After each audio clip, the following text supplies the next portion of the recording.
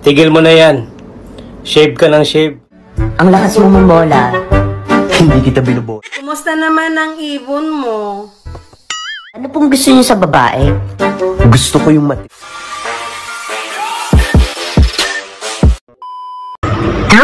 Mahal, ilan na yung lalaking nakatabi mo sa pagtulog nung hindi pa tayo nagsasama? Ikaw palang mahal. Yung iba, wala kaming tulugan. Gago!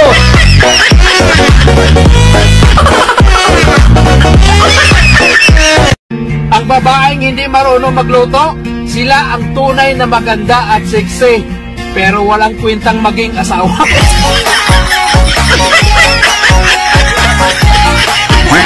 Magnanakaw ka ba? Oo, dati. Hindi, sabihin mo bakit. Magnanakaw ka dati? Bakit? Kasi kinuha mo yung puso ko. Wait lang, magnanakaw ka dati? Huwag mo na kasing ulit-ulitin. Kung ang mga babae ay bulaklak, ano naman ang mga lalaki? Kayo, yung mga bubuyog na sumisira sa aming mga bulaklak.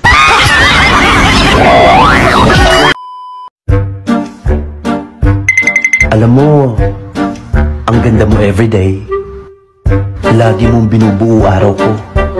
Ikaw talaga? Ang lakas mo mamola. Hindi kita binubola. Kung magiging tayo, anong ayaw mo sa lalaki? Ayaw ko sa'yo.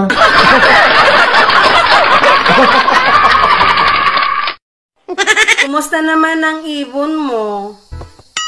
Ito, matamlay. May sipon ata eh. Baka kailangan dalhin sa pugad? No. Alam mo yung masakit? Yung sinabi niyang mahal ka niya pero pre, unsa ganito yung Tagalog anang gibiyaan? Paano na kaya? Sinasadya. Hi, kuya. Hi, Ano pong gusto niyo sa babae? gusto ko yung matipid. Alam mo, kuya, candy lang kinain ko kaninang recess. Mas matipid pa. Niluwa ko ulit. Baon ko pa bukas. Hoy, ikaw, wala kang jowa, di ba?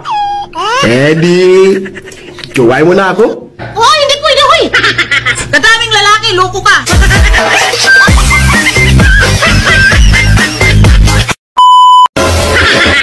Sabi mo, pag mahal ka, hindi ka sasaktan.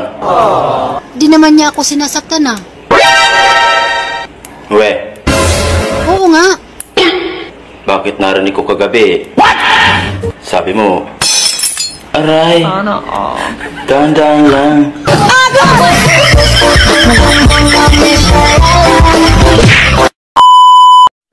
Sabi nga nila, pag gusto may paraan, pag ayaw napakaraming dahilan. Nako ayoko na. Mabuti pa mag-break na lang tayo. Ano? Break na tayo kay... Ano naman lakas ng loob mong hamunin ako ng break? Kailan ka naging tayo? Anong pitsa? Anong araw na naging tayo? Uy, walang natatandaan. Oh, itadali si kasi na papagayon. Ay siya, mag-break na nga tayo. Ikaw naman, hindi na mabiro.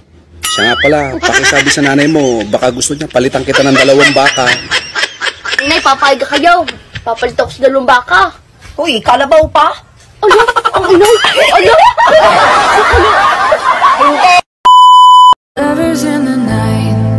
Akalain mo, magkatabi lang pala kami ng bahay. What? Ng kapitbahay ko. Galing yan. Araw-araw na lang, be. Lagi mo ako pinapahirapan. Maghiwalay na lang tayo. Kasawa na. Ako rin! Sawang-sawa na! Maghiwalay na lang tayo! Hindi! Hiwalay kong hiwalay. Basta lahat ng mga magaganda ang anak natin. Akin!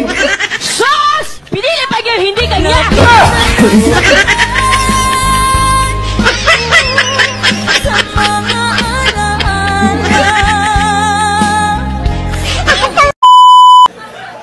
Pag Pag naglalakad sa kalsada ang buntis, anong parte ng katawan niya nauuna?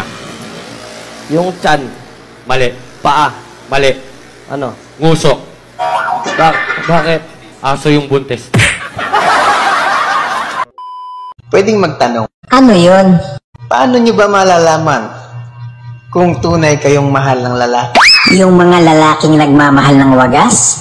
Kumakain yan kahit walang hugas. Putang ina ninyo. Love, luma na mga bra ko. Bilhan mo naman ako ng bago. Gastos lang yan. Huwag ka nang magbra. Maliit naman yung dede mo. Eh bakit ikaw? Bibrip ka pa. Eh maliit naman yung hatong mo. Oh no! Magaling kang puta pa. Be, anong wish mo sa birthday mo? Wish ko? Simple lang. Yung magkasama tayo habang buhay. Ganyan kita kamahal.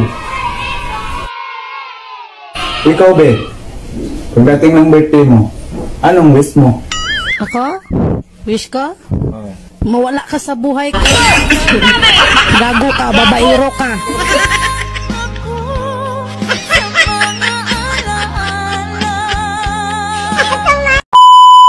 Sakit, no? Dati, masaya kayong nag-uusap.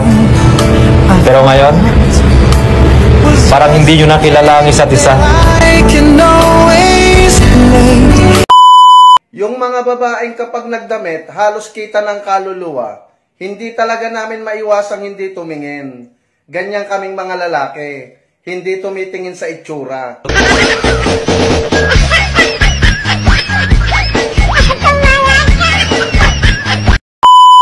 Bakit naman dinuraan mo yung kapatid mo? Ang sabi ko, kisingin mo kasi may pasok pa. Pa, narinig ko si mama kagabi. Ang sabi niya, pag ayaw pumasok, duraan ko.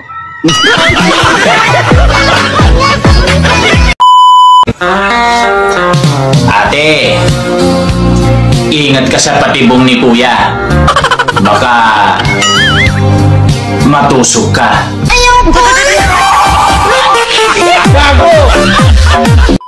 Panis yung araw-araw mong kilig. Kung wala kang dilig.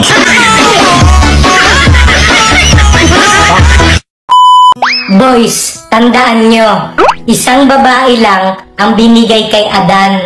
Si Eva, hindi iba-iba.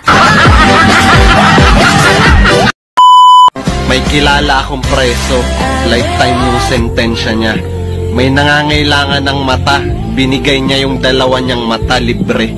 May nangangailangan ng kidney, binigay niya yung isa. May nangangailangan ng kamay, binigay niya yung dalawa niyang kamay, walang bayad. Gusto niya pa sana ibigay yung paa niya, kaso nakahalata yung warden. Sabay sabi, nahalata ka na namin na, unti-unti ka nang tumatakas.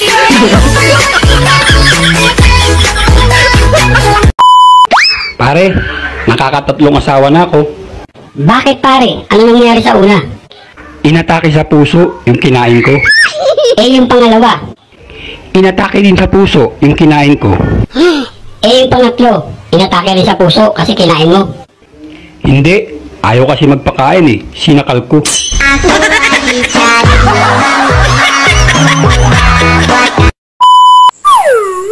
Kayong mga boys, ang hilig yung tumingin sa dibdib. Tapos sasabihin nyo, ay, yan lang. Eh kung baliktarin natin yung sitwasyon pag pinakita nyo na si Junjun. Tapos, sasabihin namin, ay, ang cute.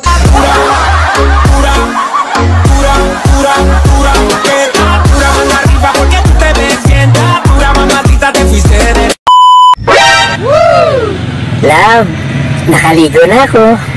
Gusto mo kumain? Love, sa isang araw na. Ay, bakit? Tapos na yung ano. Yung ano?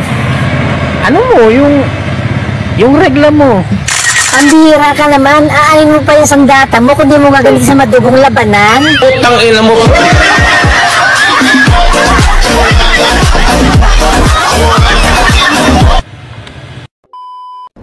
Hoy, tigil mo na yan. Shave ka ng shave. Hindi ka naman nadidiligan.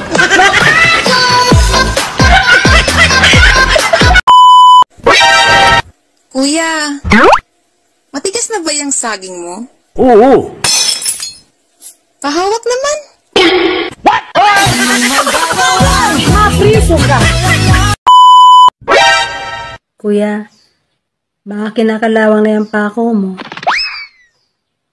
Gusto mo, ibawan na lang natin.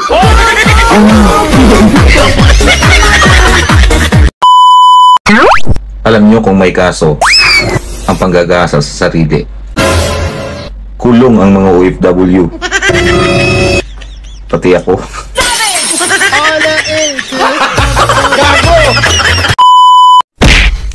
Pwisit ka! Bakla ka pala!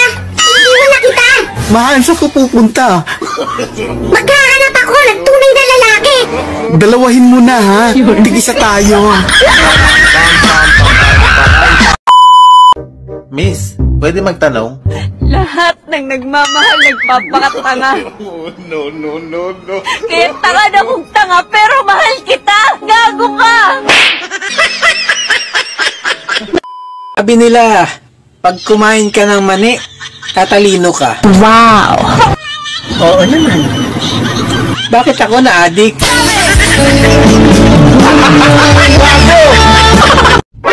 Wala naman talagang lalaking babaero.